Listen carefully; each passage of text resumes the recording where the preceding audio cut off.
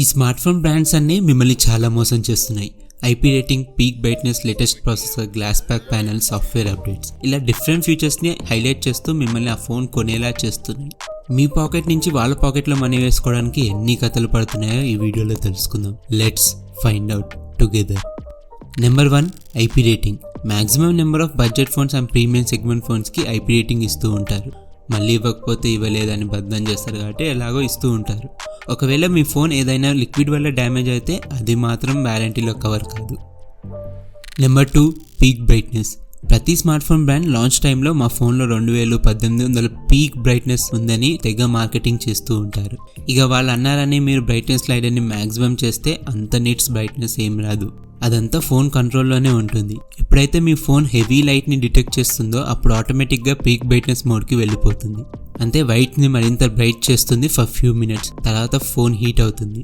So phone కొనేటప్పుడు peak brightness కాకుండా typical brightness లెవెల్ని చూసి ఫోన్ తీసుకోండి. Number 3, charging power. సొసైటీలో మంచి పేరు ఉన్న companies like Xiaomi, Realme, iQOO, Oppo, Vivo ఇవన్నీ హై ఛార్జెస్ని క్లెయిమ్ చేస్తూ ఉంటాయి. Like 60 watts, 70 watts, 100 watts chargers అని. దీనికి అర్థం మీ ఫోన్ ఛార్జ్ చేసేటప్పుడు 100 వాట్స్ ఇన్పుట్ పవర్తో ఛార్జ్ అవుతుందని కాదు.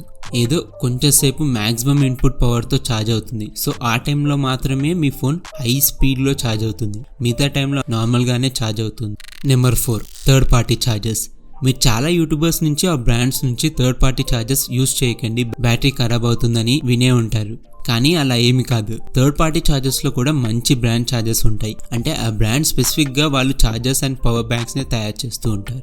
సో వీళ్ళకు వాటి మీద మంచి నాలెడ్జ్ ఉండడం వలన మంచి ప్రోడక్ట్స్ని తయారు చేస్తూ ఉంటారు.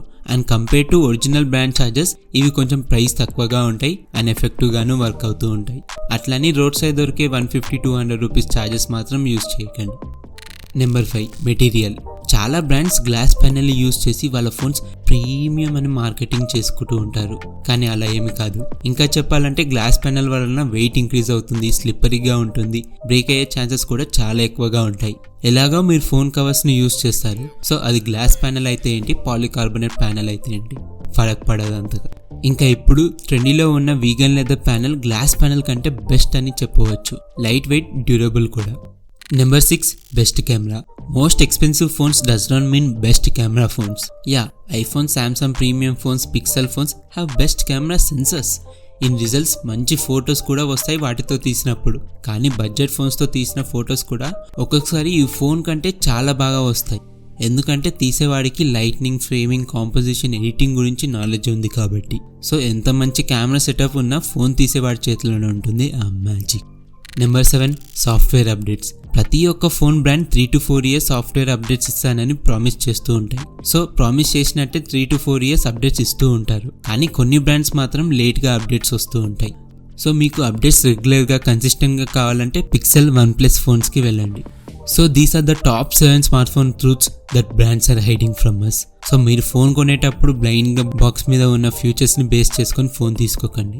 ఒక్కసారి మన వీడియో గుర్తు తెచ్చుకొని ఫోన్ తీసుకోండి. వీడియో నచ్చితే షేర్ చేయండి, మనసు కనిపిస్తే సబ్స్క్రైబ్ చేసుకోండి. ఈ వీడియో కింతే. Thank you, bye.